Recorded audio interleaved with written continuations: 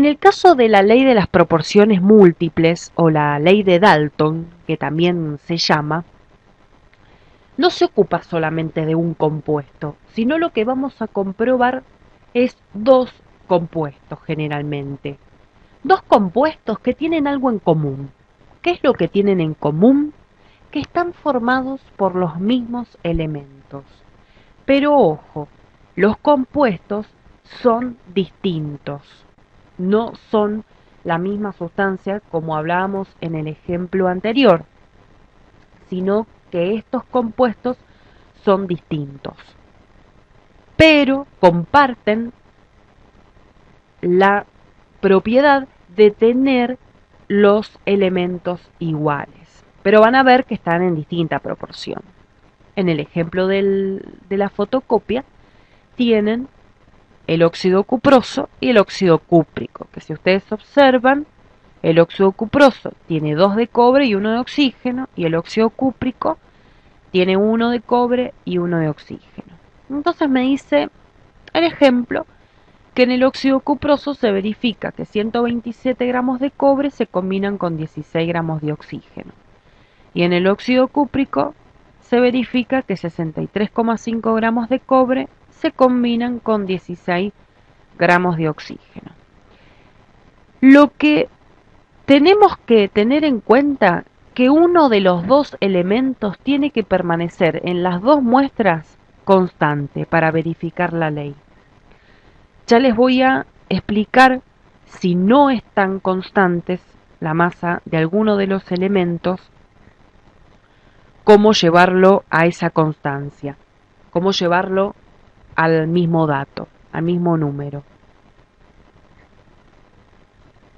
En este caso ya está hecho. Entonces lo que voy a hacer ahora no es dividir, como hacíamos anteriormente con la ley de Proust, dividir el cobre sobre el oxígeno, sino que ya al elemento que llevé a la misma masa, que está a la misma masa, ese ya lo saco, lo retiro, no lo voy a tener en cuenta. Ahora voy a ver el otro elemento, que en este caso es el cobre, el que me queda diferente, porque acá en la primera muestra dice 127 y en este dice 63,5. Entonces lo que voy a hacer es dividir a esos dos elementos, que es el mismo, pero de distinta muestra. Generalmente hagamos, para que se cumpla la ley, que va a decir una cierta cosa, que ya vamos a comprobar, dejen siempre la masa más grande arriba y la más chica abajo. ¿Por qué? Si yo divido 127 sobre 63,5 da 2.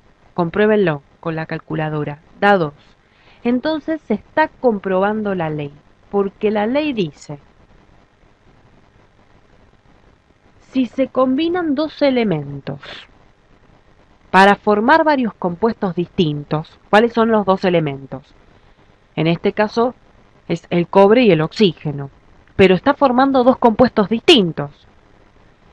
Sigamos leyendo. Mientras la masa de uno de los elementos permanece constante, es lo que les decía, uno de los elementos tiene que estar en igual masa.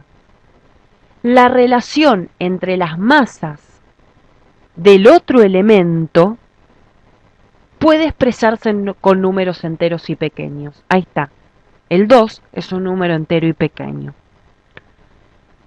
Entonces por eso yo siempre les digo que el número más grande arriba y el número más pequeño abajo, así no tenemos problema y comprobamos muy bien esta ley. Veamos el ejemplo número 2, en el cual no tenemos la masa de un elemento constante. Entonces vamos a tener que hacer ese paso previo.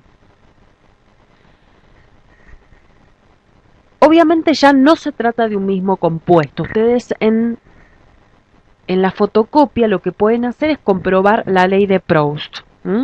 ¿Cómo sería? Por ejemplo, en las tres muestras, realizar la masa de nitrógeno sobre su masa de oxígeno, para la 2, hacer la masa de nitrógeno sobre la masa de oxígeno, dividirlo, y en la 3 la masa de nitrógeno sobre la masa de oxígeno, y van a comprobar que no es constante el dato. Entonces ya estamos viendo que no es la misma sustancia, no es el mismo compuesto. Entonces ya vamos a comprobar con esta ley que son compuestos distintos, pero son los mismos elementos, el nitrógeno y oxígeno en este ejemplo.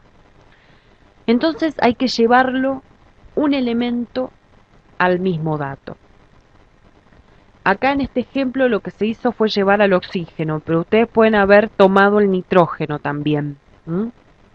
Pero en las 3 muestras tienen que hacer lo mismo.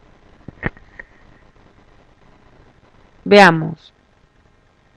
Con una regla de 3 simple, yo llevo un elemento a la misma masa. Entonces la muestra 1 me decía que 36,35 gramos de oxígeno reaccionan con 63,65 gramos de nitrógeno. Y acá lo que colocamos fue que 16 de oxígeno dan 28,01, siendo la regla de 3 simple, gramos. ¿Por qué pusimos 16? No importa. Aunque coincida con la masa atómica que vamos a ver más adelante, o que por razones ya la hayan visto, no quiere decir que haya que poner la masa atómica, sino cualquier número. Puedo haber puesto 10, puedo haber puesto 50, 100, lo que ustedes quieran, pero lo que siempre les repito, que en las 3 muestras sea el mismo número. Si puse 16, pongo 16, porque eso es lo que me dice la ley.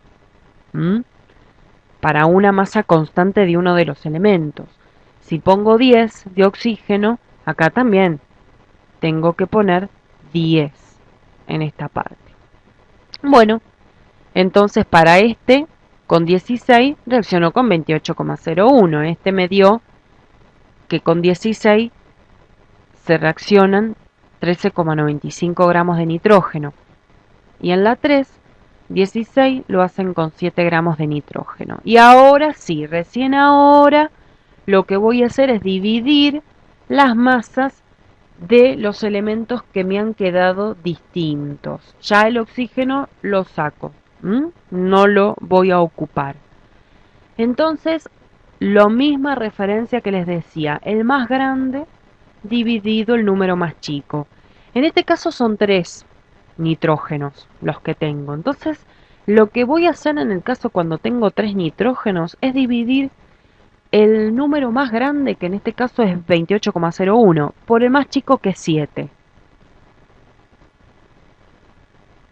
Como lo tengo acá abajo. Entonces me da 4.